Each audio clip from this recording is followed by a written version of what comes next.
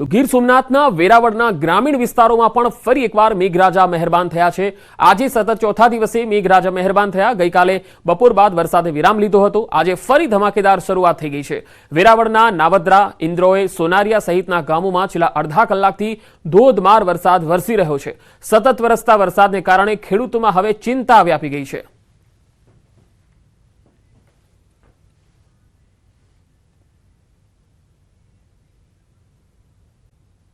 ખંભાળિયામાં ફરી એકવાર વરસાદ શરૂ થયો હોવાના અહેવાલ છે। ગ્રામીણ વિસ્તારોમાં ફરી વરસાદ થયો। છેલ્લા 3 દિવસથી વરસાદી માહોલ છે, ત્યારે ખંભાળિયા શહેરમાં પણ વરસાદ શરૂ થયો છે। વિજલપર, કેશોદ અને ભારથરમાં પણ વરસાદ પડી રહ્યો છે। તો દ્વારકાના ખંભાળિયાથી આવી રહ્યા છે સમાચાર। અહીંયા ફરી એકવાર વરસાદ શરૂ થઈ ગયો છે। ગ્રામ્ય વિસ્તારોમાં અનેક વિસ્તારોમાં ધોધમાર તો ક્યાંક ધીમી ધારે વરસાદ શરૂ થયો છે। છેલ્લા 3 દિવસથી દ્વારકા અને ખંભાળિયા, કલ્યાણપુર વિસ્તારમાં વરસાદી માહોલ છે। ખંભાળિયા શહેરમાં પણ સવારથી જ વરસાદ શરૂ થઈ ગયો। વિજલપર, કેશોદ અને ભારથરમાં વરસાદ થયો।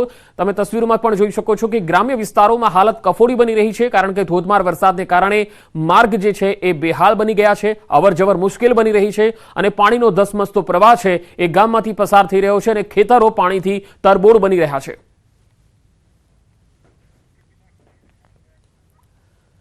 ગીર સોમનાથના વેરાવળના રસ્તા પાણીમાં ગરકાવ થઈ ગયા। આરતી એપાર્ટમેન્ટ રોડ પાણીમાં ગરકાવ થયો છે। આ તસવીરો છે જે વેરાવળથી આવી રહી છે। આરતી એપાર્ટમેન્ટ રોડ પાણીમાં ગરકાવ થઈ ગયો તો નટવરથી બજરંગ રોડ પણ પાણીમાં જોવા મળી રહ્યો છે। હાઉસિંગ સોસાયટી, સલાડ સોસાયટીના રસ્તાઓ પણ પાણીમાં દેખાઈ રહ્યા છે। ચારે તરફ મુખ્ય માર્ગો જે છે એ જળમગ્ન થયેલા જોઈ શકાય છે। ગીર સોમનાથના વેરાવળથી આ તસવીરો આવી રહી છે।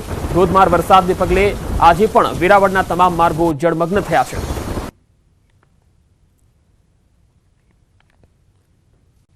તો વેરાવળથી આ તસવીરો આવી રહી છે, જ્યાં નટવરથી બજરંગ રોડ પાણીમાં ગરકાવ દેખાઈ રહ્યો છે। અવરજવરમાં લોકોને મુશ્કેલી પડી રહી છે।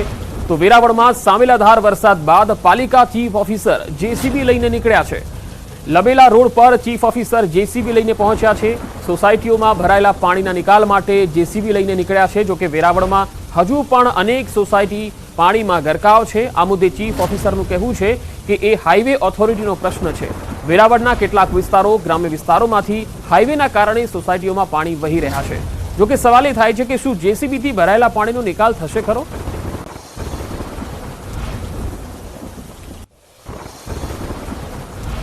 તો ગીર સોમનાથના વેરાવળમાં વધુ 4 ઇંચ વરસાદ ખાબક્યો છે। 2 કલાકમાં જ 4 ઇંચ વરસાદ ખાબક્યો। અહીંયા 4 ઇંચ વરસાદના કારણે વેરાવળના અનેક વિસ્તારો બેટમાં ફેરવાયેલા છે। પાણી થઈ ગયા છે।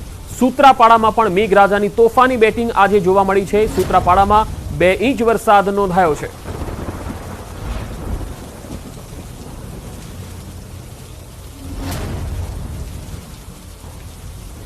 તો ગીર સોમનાથના અલગ અલગ તાલુકાઓમાં વરસાદ છે। વેરાવળમાં હજુ પણ પાણી ઓસર્યા નથી। આ તસવીરો જુઓ। રહેણાંક વિસ્તારોમાં હજુ પણ આ પાણી ભરાયેલા છે। લીલા શાહનગર સોસાયટીના આ દ્રશ્યો છે, જ્યાં પાણી ભરાયેલા છે અને અહીંયા લોકોને અવરજવરમાં મુશ્કેલીનો સામનો કરવો પડી રહ્યો છે। સોસાયટીમાં ગોઠણ સુધીના પાણી ભરાયેલા છે। અંદાજે 100 થી વધુ ઘરોમાં પાણી ભરાઈ ગયા છે। ઘરોમાં પાણી ભરાવાના કારણે લોકોમાં નારાજગી પણ છે તંત્ર પ્રત્યે। પાણીના નિકાલની વ્યવસ્થા ન હોવાથી દર વર્ષે અહીંયા આ જ પ્રકારની સમસ્યા હોવાનો દાવો થઈ રહ્યો છે। છેલ્લા કેટલાય વર્ષોથી ચોમાસામાં આ જ સ્થિતિ થતી હોવાની સ્થાનિકોની રાવ છે।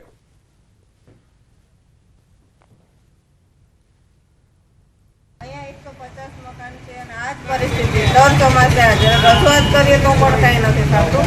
ગટરના પંપ આવે, રાતે પાણી કાઢીને હોય છે, સવારે પાછું એને હોય। કોઈ કાયમી વ્યવસ્થા તો છે જ નહીં। અને અમારે ઘરમાં પાણી કરશે ગંદુ જ પાણી। 3-4 ઇંચ વરસાદ પડે તો આખું લીલાશાનગર ભરાઈ જાય છે પાણી।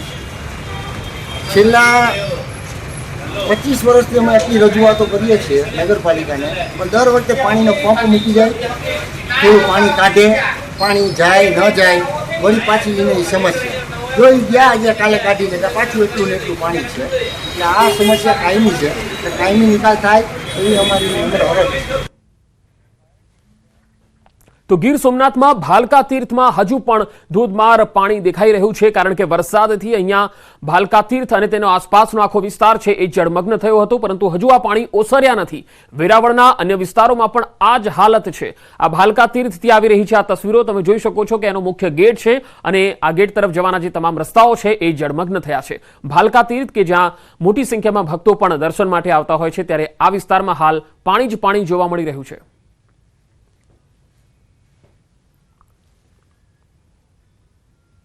તો સોમનાથ મહાદેવ પર શ્રાવણ પૂર્વે મેઘરાજાનો મહાઅભિષેક. છેલ્લા 3 દિવસથી મેઘરાજા અવિરત અહીંયા વરસી રહ્યા છે. સોમનાથ મહાદેવનો જાણે જળાભિષેક થઈ રહ્યો હોય એ પ્રકારના દ્રશ્યો આવી રહ્યા છે. સોમનાથમાં શ્રીકાર વર્ષા અને સમુદ્રનો ગુગવાટ જોવા મળે છે. યાત્રીઓને અહીંયા અદ્ભુત અનુભવ પણ થઈ રહ્યો છે. સોમનાથ મહાદેવ પર શ્રાવણ પૂર્વે મેઘરાજાનો આ મહાભિષેક. છેલ્લા 3 દિવસથી મેઘરાજા અહીંયા અવિરત વરસી રહ્યા છે અને સોમનાથ મહાદેવને જળાભિષેક કરી રહ્યા છે. સોમનાથમાં શ્રીકાર વર્ષા થઈ રહી છે અને સમુદ્રનો પણ અદ્ભુત નજારો, એમાં ઘૂઘવાટ પણ સંભળાઈ રહ્યો છે. જે યાત્રિકો અહીંયા આવી રહ્યા છે તેમને પણ અહીંયા અનોખી અનુભૂતિ થઈ રહી છે. આમાં વરસાદી પાણીથી પારાવાર હાલાકી જોવા મળી રહી છે. મીઠાપુરમાં સૂરજ કરાડીમાં હજુ પણ વરસાદી પાણી ઓસર્યા નથી અને મુખ્ય માર્ગ અને ઘરો હજુ પણ પાણીમાં ગરકાવ છે. પાણી ભરાયેલા હોવાથી લોકોને જીવન જરૂરિયાતની ચીજવસ્તુઓ લેવા હાલાકી પડી રહી છે. સ્થાનિકોના મતે તે દિવસથી જમવાનું પણ નથી બનાવી શક્યા, તો કેટલાક ફક્ત મમરા ખાઈને ગુજરાન ચલાવી રહ્યા છે. પાણી ભરાયેલા હોવાથી કેટલાકે શરીરે ખંજવાળ આવતી હોવાની પણ ફરિયાદો કરી છે. આ સ્થિતિમાં કોઈ તંત્ર તરફથી ફરક્યું ન હોવાનો સ્થાનિકોનો દાવો છે.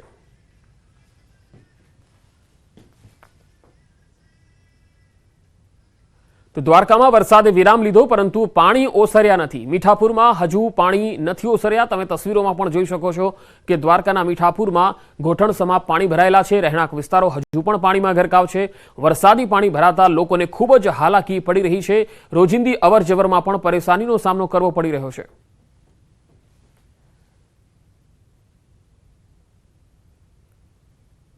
તો દ્વારકાના કલ્યાણપુરથી પણ તસવીર આવી રહી છે. કલ્યાણપુર પંથકમાં ફરી મેઘરાજાની પધરામણી થઈ છે. કલ્યાણપુર તાલુકાના જામગઢકા ગામે મેઘરાજાની તોફાની બેટિંગ થઈ. અહીં જામગઢકા સહિત આસપાસના ગ્રામ્ય વિસ્તારોમાં મેઘરાજાની તોફાની બેટિંગથી ખેડૂતોમાં ચિંતા વ્યાપી ગઈ છે. મેઘરાજા અહીંયા સતત વરસતા હોવાના કારણે મગફળી પકવતા અને બાકીના પાકો પકવતા જે ખેડૂતો છે તેમને હવે ચિંતા સતાવી રહી છે કે હવે વધુ વરસાદ ક્યાંક આફત ન બની જાય. તો દ્વારકામાં છેલ્લા 2 દિવસમાં ભારે વરસાદ વરસ્યો, જેને લઈ હજુ પણ અનેક જગ્યાએ પાણી ભરાયેલા છે. ત્યારે કલેક્ટર દ્વારા પ્રતિક્રિયા સામે આવી છે. આજે પૂનમને લઈને દર્શનાર્થીઓનો ધસારો પણ છે. ત્યારે કલેક્ટર દ્વારા જણાવવામાં આવ્યું છે કે સતત વરસાદ અને દરિયામાં ભરતીને કારણે પાણીના નિકાલમાં મુશ્કેલી આવી રહી છે. દ્વારકા આવતી બસોને હાથીગેટ પાસે ઊભી રાખવામાં આવી રહી છે. એટલું જ નહીં, ઝડપથી પાણીનો નિકાલ થઈ શકે તે માટે મામલતદાર અને NDRF સહિતની ટીમો કામે લાગેલી છે. પાણી પુરવઠા વિભાગે રાજકોટથી મોટી કેપેસિટીના પંપ મંગાવી પાણી નિકાલની કામગીરી હાથ ધરી છે. ત્યારે દ્વારકા આવતા તમામ યાત્રાળુઓને શાંતિ જાળવવા અને સહકાર આપવા અપીલ કરવામાં આવી.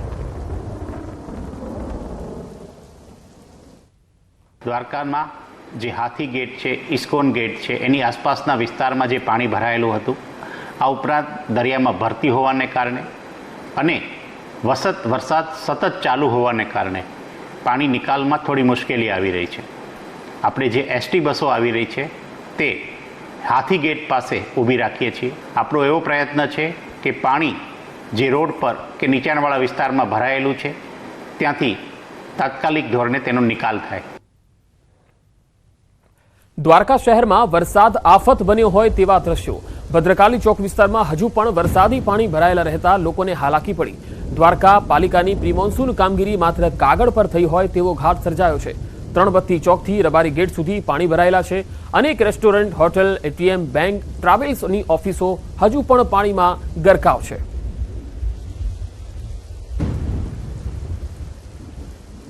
તો હવે આપણે બતાવીએ દ્વારકાના નાગેશ્વર જ્યોતિર્લિંગના દ્રશ્યો. આ તસવીરો જુઓ. નાગેશ્વર જ્યોતિર્લિંગ વિસ્તારમાં જે ધોધમાર વરસાદ થયો તેના પગલે અહીંયા સુંદર દ્રશ્યો પણ જોવા મળ્યા. ખુદ મેઘરાજાએ ભગવાન ભોળાનાથને જળાભિષેક કર્યો હોય તેવા આ દ્રશ્યો. નાગેશ્વર જ્યોતિર્લિંગ મંદિરમાં શિવલિંગને જળાભિષેક કરતા મેઘરાજા જોવા મળ્યા. નાગેશ્વર જ્યોતિર્લિંગ મંદિરના ગર્ભગૃહ સુધી પાણી પહોંચી ગયા છે. ભારે વરસાદના કારણે મંદિરમાં વરસાદી પાણી પહોંચી ગયા, જેનો આ વિડીયો સામે આવ્યો છે.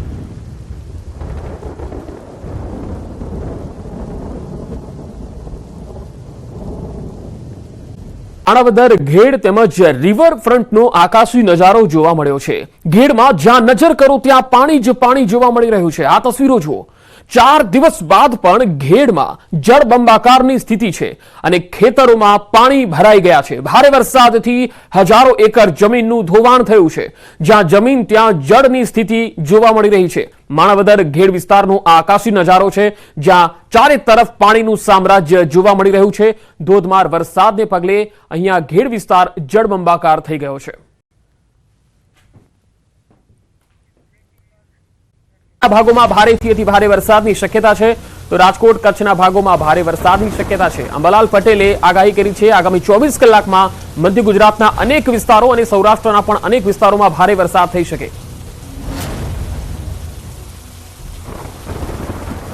એટલે આગામી 24 કલાકમાં રાજ્યના વિવિધ ભાગોમાં વરસાદ આવવાની શક્યતા રહેશે।